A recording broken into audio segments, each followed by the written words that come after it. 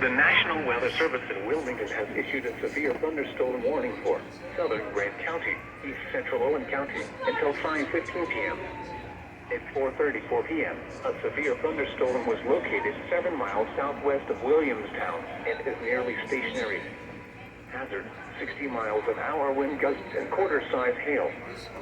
Source, radar indicated. Impact, minor hail damage to vehicles is possible. Expect wind damage to trees and power lines.